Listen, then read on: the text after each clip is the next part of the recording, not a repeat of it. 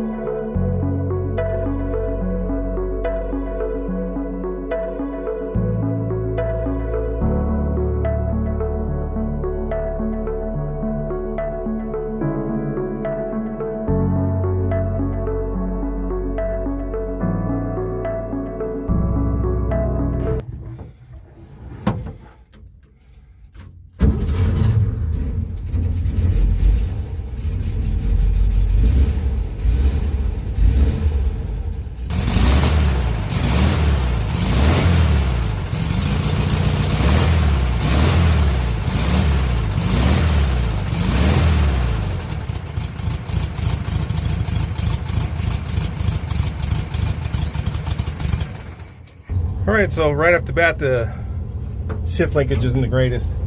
I have to do some adjustments there. It's getting kind of hard to get in first, so I'm not sure really what's going on. But I'll put you guys up on the dash. It's about the best place I can get a camera angle right now, but let's check it out.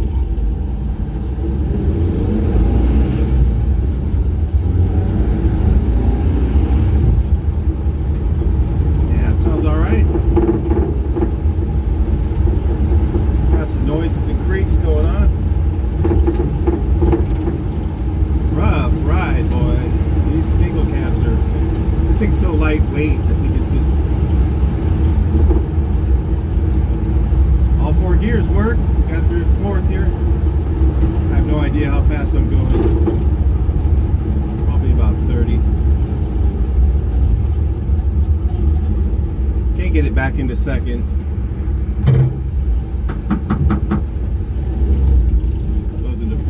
That's it. So the shift linkage is jacked up.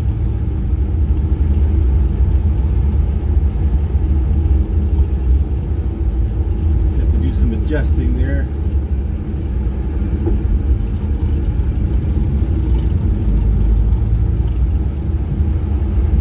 We'll turn around and ride around the neighborhood a little bit. Check it out. No second. That's a bit frustrating. Oh, it drives pretty smooth though.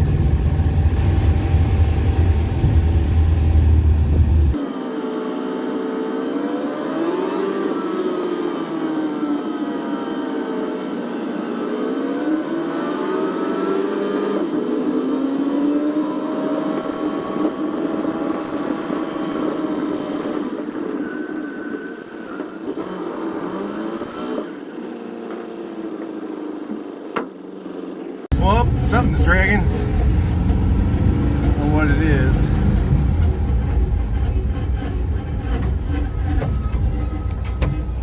front. Well, it sounds like one of the springs either broke or came off on the front wheels.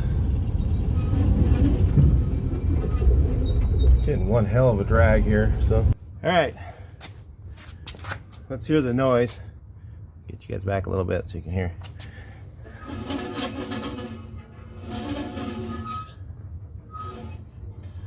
That could be just the drum rubbing the backing plate.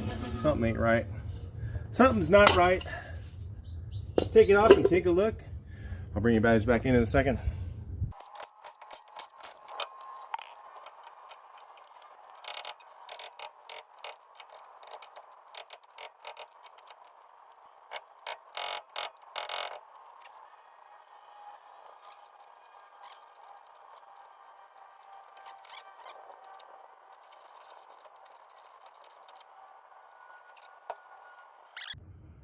All right, well, it's exactly what I thought it was, but I didn't want to think that it was it. This line was not bent correctly. Again, I did not assemble these, so I know better.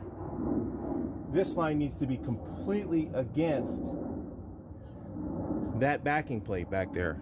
You see that backing plate? That line needs to be bent back behind, around. There's like a little nub on here. Let me show you. So like CT, if you're doing your brakes, if you're hearing a noise like that, you better change these lines.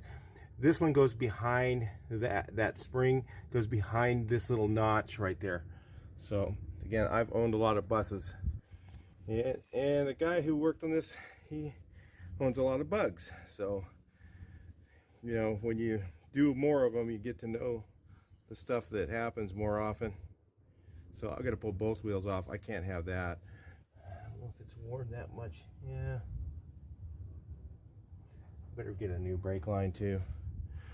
Okay, well, redos on the redos. How about that?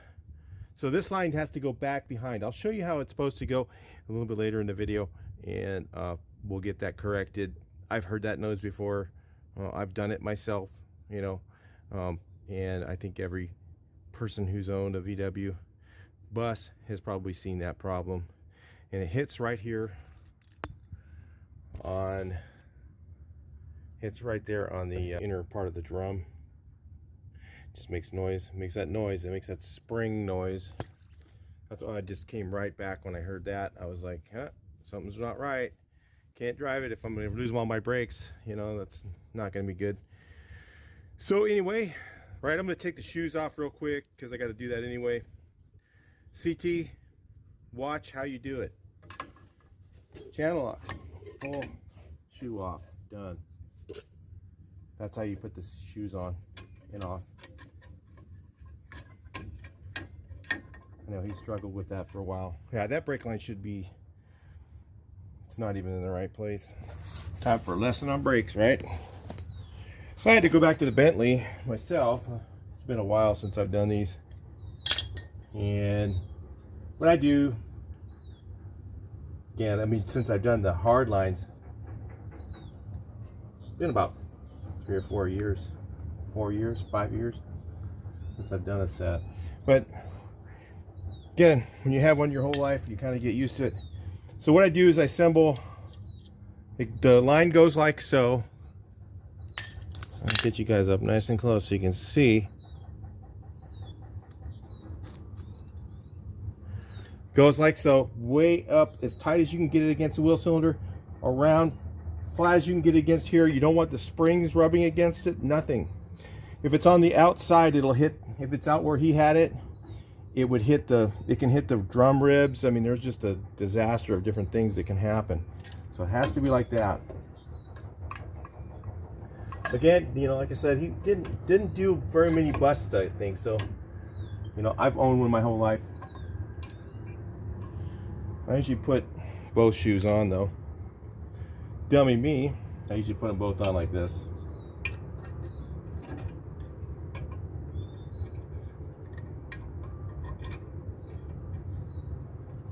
I usually do them together. I'll have to do it again. If you don't do it right, you do it twice. That's Volkswagens. If you don't do it right, you do it twice. Remember that line. Become famous at it.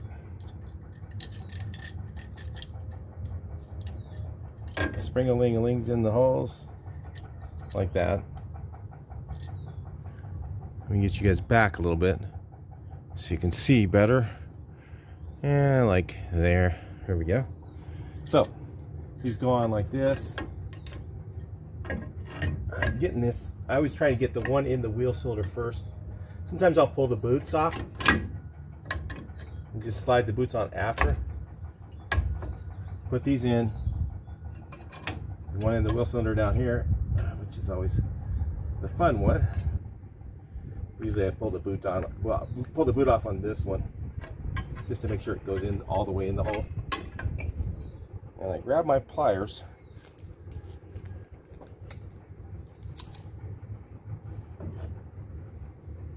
Leverage. It's the key to doing these brakes.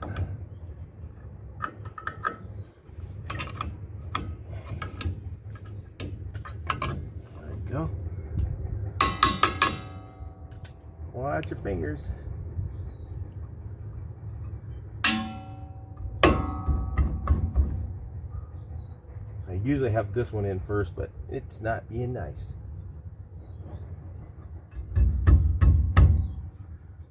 A little stuck.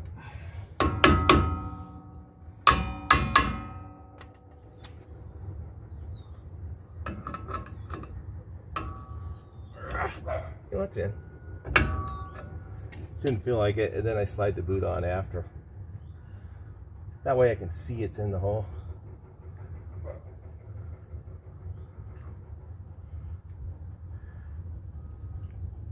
Get my screwdriver. Sure doesn't have any grease on it. Just kind of work the boot around.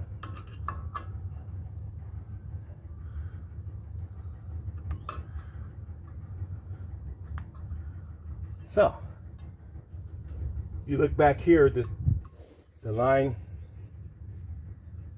like I said, I push it against that nice and tight. Don't want it rubbing against the springs or anything.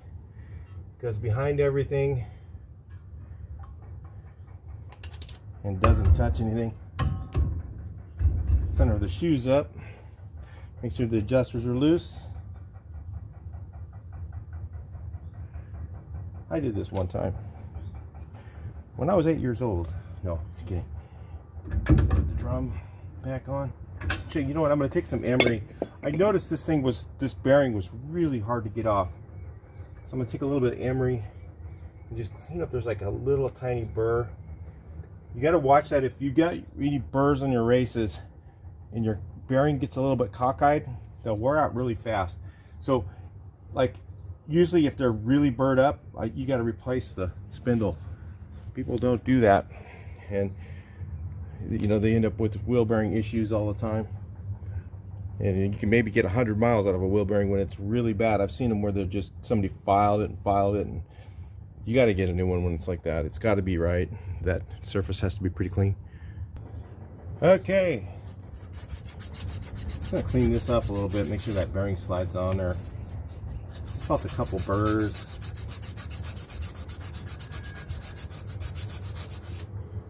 Just tiny little things. Make this bearing just a nightmare to get off.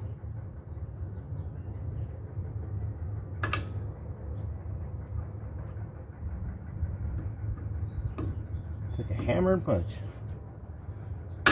Favorite thing to do. Beat something off like that. Drum.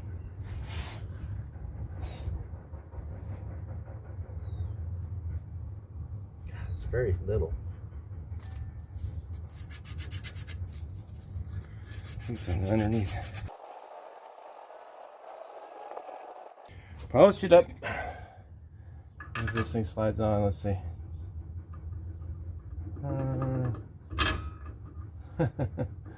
It's a tight one. That's what I was up against, getting it off. Hey, you know, I'm trying to fix it. Okay, well, you know what I got to do, and I'll bring you back in a little bit later. Yeah, I thought I was losing the brake pedal. This side's the same. I just want to say, you know what? Everybody makes mistakes. I mean, I've did this same thing, and I made this same mistake before myself, exactly the same way. So we can all learn from this stuff. But I want to say this up, you know, because it's really important that the guy who used to work here was absolutely the best engine builder, tuner. I mean, I don't care what kind of engine it is. He could build anything. He rebuilt my 7.3 engine. He rebuilt the every engine in every one of my cars. He did all the work, and you know, he is really, really good at that. But you know, everybody, like I said, this guy, I think what happened is this line was already bent.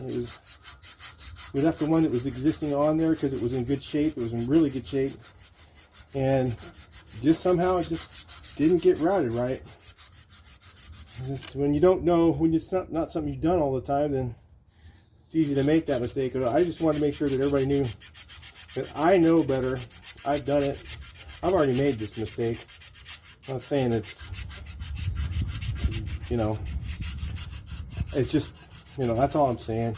Because, you know, he used to work here. He was the best engine builder. He was the best engine tuner. There's just nobody even close to him. A lot of guys build engines for VWs, and I've seen tons of them over the years, and he was right up there with any of the best of them. So just wanted to make sure everybody knew that. I'm not trying to bag on anybody at all, because like I said, done this before. I made this mistake, exact same one. Brake line got routed wrong, and drum rubbed it through. But yeah, I learned my lesson on that when I was like 20 years old, because I had a bunch of these buses. So I don't want anybody to think ill of anyone. Just things happen. You guys might have watched that video or something and said, nobody even noticed it. I never even noticed it. I never looked, to be honest. But now that I look at it, I go, whoop, that's not right. Yeah, and like I said, it happens to everybody. We've all done it. Haven't you guys all made mistakes before? I think just usually this one you don't make more than once. That's why I wanted to make sure you guys knew. I've done this before, did this before, but I didn't do it this time. And that's the only reason. And not because you want to think ill of anyone, because I want to tell you, he was the best engine builder, period. The best engine builder, the best tuner, a lot of things he was the best at, you know. But everybody, like I said, something simple like this can happen to almost anyone, I guess. All right, this side's the same. We'll get it all fixed up, get you back in the car. According to the Bentley, again, this is the way it's supposed to be. I think the later models had a little, if I recall correctly, it's been a while since I've had one apart. I think they had like a little metal thing that you put this part under. Maybe somebody can comment that. I believe there's like a little metal tab that the brake line goes underneath on those as well, to kind of remind you that it goes that way direction. So I'm pretty sure that the 67 was done correctly. In fact, I didn't hear that noise on it, so I'm pretty sure that was done right. Just like I said, who knows? Things happen. These bearings are so tight on this shaft. These are like original bearings and original shafts that are just like, God, they just made everything so tight tolerance. Gonna have to do a little more sanding on there, because I don't want to have to use a slide hammer again to pull that thing off. I had to use a slide hammer to get it off. Man, it took a beating. So I will do some more sanding.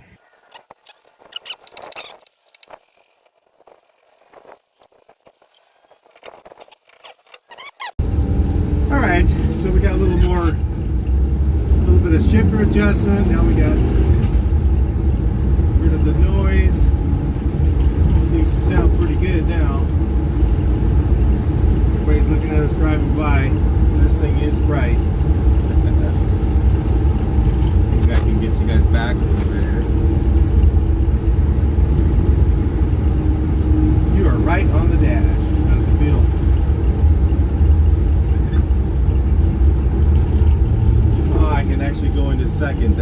nice.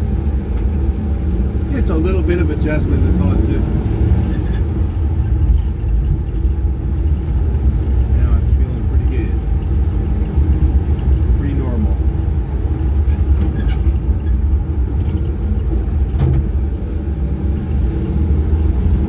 Too bad you guys can't see the look on their face when they go by.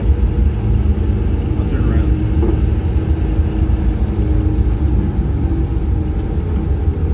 I have no mirrors.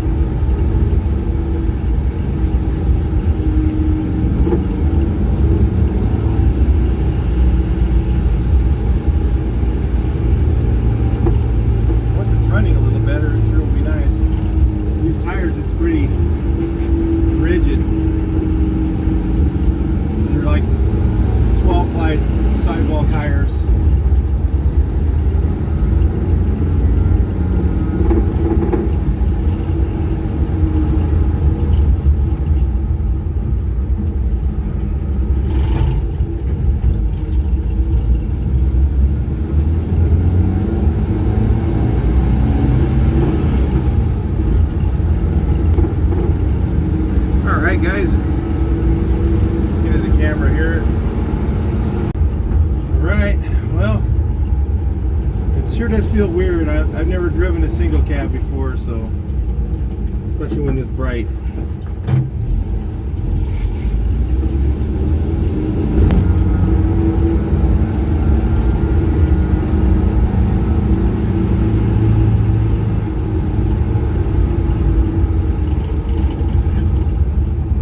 Geared pretty good though.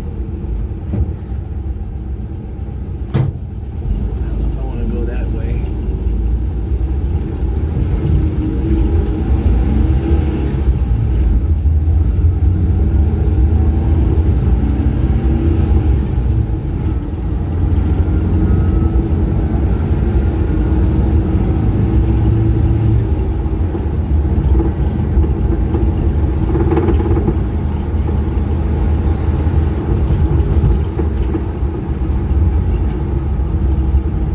Down this road again. We have no plates. We do have insurance.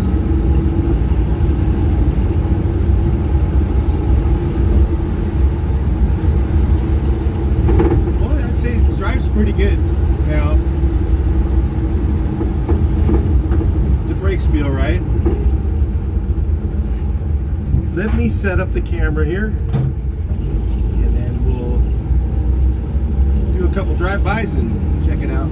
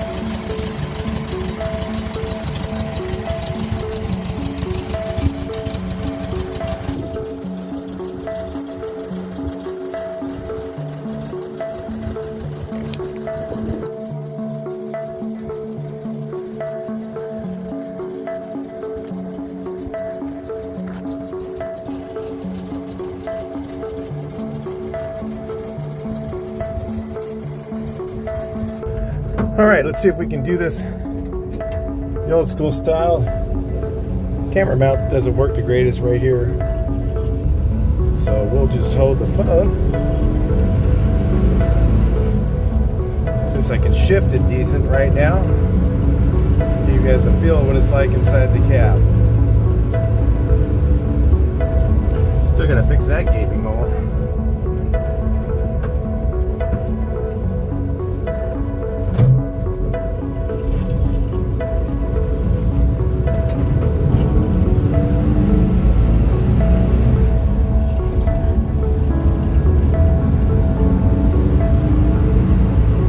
Transmission is quiet as a mouse. Reverse works perfect.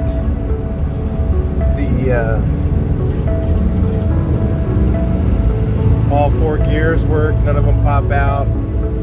All the synchros are good. So we're winning there.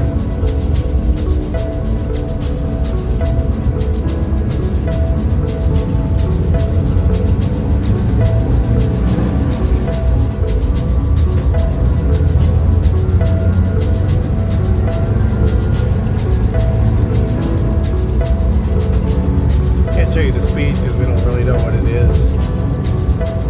It's going about 35 or so. I got a loose shock or something over there. Let's find out what that is. Might not even be a shock bolt in there. Who knows?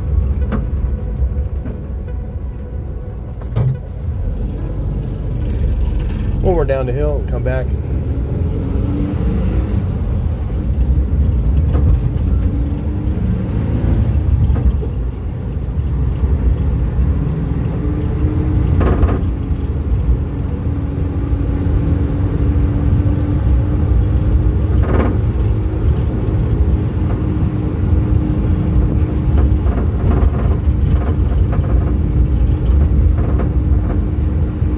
Feels like a loose shock.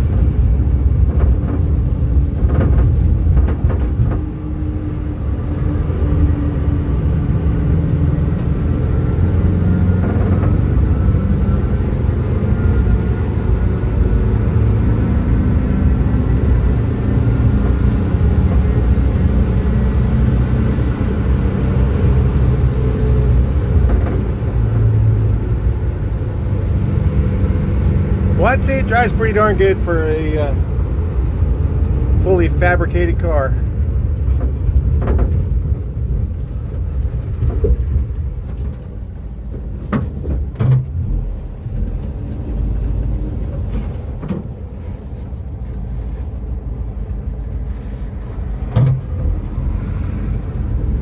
Sure does draw attention though. Well, I'll tell you what, those bumpers. People wonder, what the heck is that?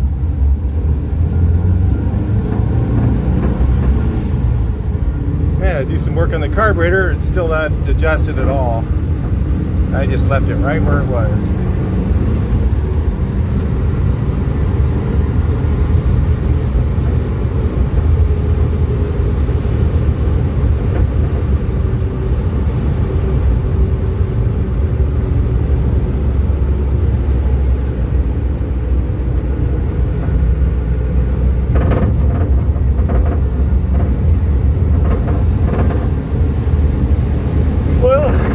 That's about it for the test drive. Definitely on a winning road now.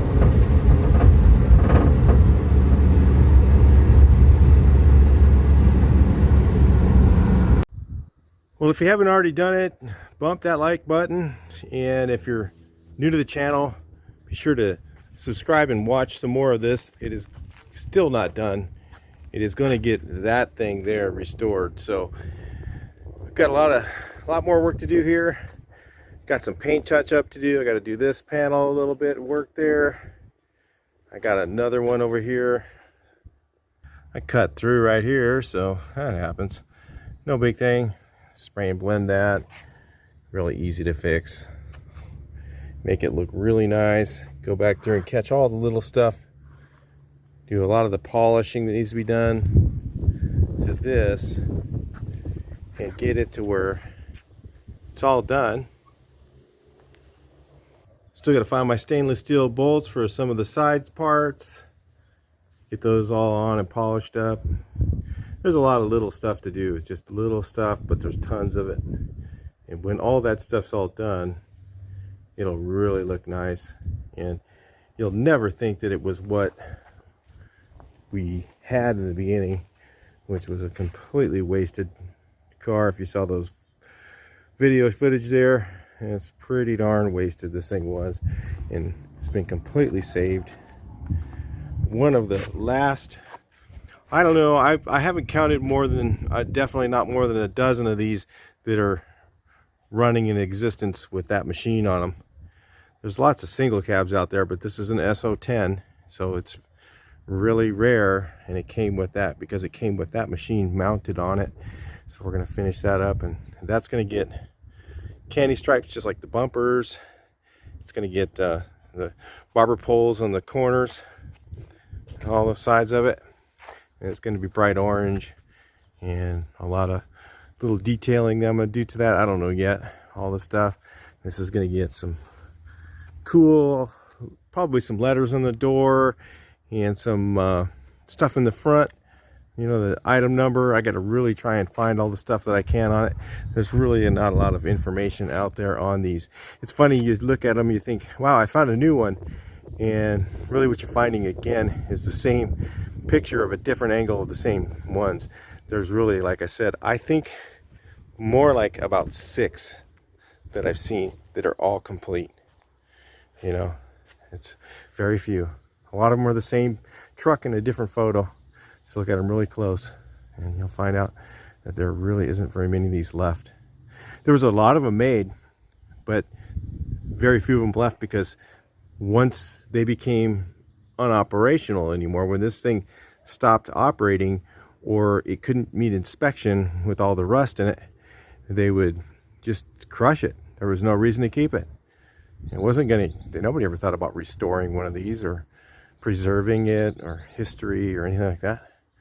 They just got thrown in a corner. Some of them, just a few of them got saved in the split window category. Now there's a lot more in the bay window. When I'm talking about split window ones, well, there's very few of these left. So anyway, I'll talk to you guys in the next video. Hope you enjoyed as much as I did. I thought it was pretty fun driving it. Once I got the shifter right and the brakes sorted out, it was a lot more fun to drive. In fact, I'd like to put some more gas in it and cruise it around a little bit more, but I better get my plates on it before I do too much more on it. I'll talk to you in the next video.